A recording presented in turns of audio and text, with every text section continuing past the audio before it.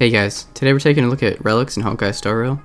So Relics are basically just an altered artifact system from Genshin. So we're going to take a look at how they're different, how they're the same, and then at the end we'll take a look at all of the Relic sets that we currently know about.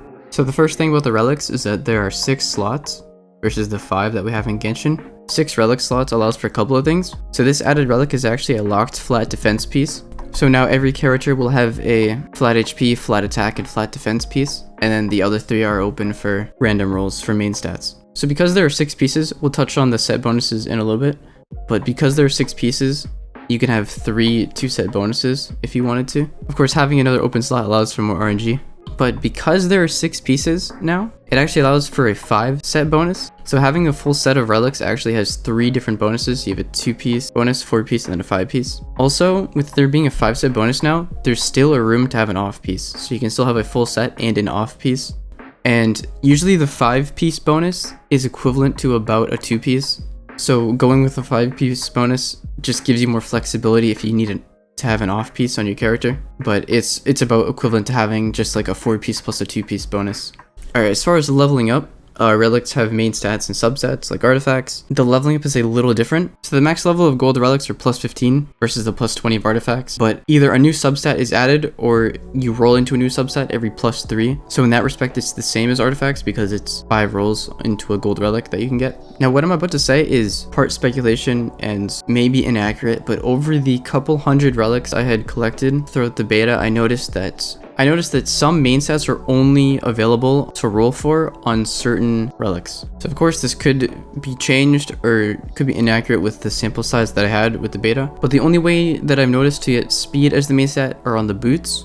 The only way to get energy restoration as a main stat is on the necklace, and the only way to get crit damage and crit rate main stat are on the article. So in that respect, having main stats tied to certain types of relics, that's similar to Genshin. Alright, just to reiterate, of course we have 3 relics now that are locked to flat stats. We have 1 for flat HP, 1 for flat attack, and then 1 for flat defense. The substats of each relic are enhanced every plus 3 levels, which is 5 rolls for plus 15 on a gold, which is the same as gold artifacts. The maximum amount of substats you can have is 4. So of course, if you don't have 4 subsets on a piece already, it'll add another bonus before it enhances any of the current ones. With 6 pieces in the set bonuses, we still have room to have an off piece. So that's kind of cool. You can still make use of those otherwise useless pieces. As far as obtaining these relics, farming is the same. You'll use Trailblaze Power and Caverns of Corrosion, which are our equivalent of domains.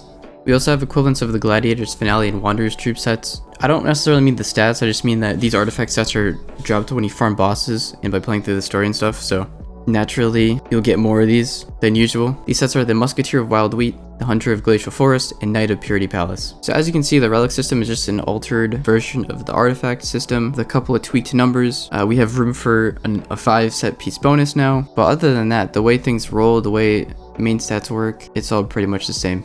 Alright, so that's it for the comparison of relics versus artifacts. Next, we're going to take a look at the relic sets that we all currently know about. As we go through these, you'll see that most of them are pretty basic, so I'm curious to see how they change in the future. The first set is called Champion of Streetwise Boxing. 2-piece increases physical damage by 12%, whereas attack increases by 7% after they perform or receive an attack. This stacks up to 6 times, and increases their physical damage again by 12%. Alright, next is Hunter of Glacial Forest, plus 15% attack. Then when their wearers above half HP, increases their skill damage by 30%, and then increases their attack again by 15%. Guard of Withering Snow, increases ice damage by 12%, increases wearer's attack by 15%, and then damage dealt to frozen enemies increased by 20%. And then another additional ice damage increase. Passerby of Wandering Cloud increases max HP by 15%, increases outgoing healing by 10%, and then restores 1 skill point for allies immediately after entering combat. And increases max HP by 15%. Firesmith of Lava Forging, fire damage by 12%, increases the skill damage by 20%, and then after using your ults, your next fire damage is increased by 12%. And then lastly, increases fire damage by 12%. So Knight of Purity Palace, we have a defense increase, and then increases the max damage absorbed by the wearer's shield, and then another defense increase. Eagle of Twilight Line, increase wind damage, and then increases the wearer's speed by 10 and regens 5% of max energy after each action for the wearer. It doesn't say what the stack is for this, so I'm not sure if it stacks or if it's just a speed increase of 10. And lastly, wind damage increase again.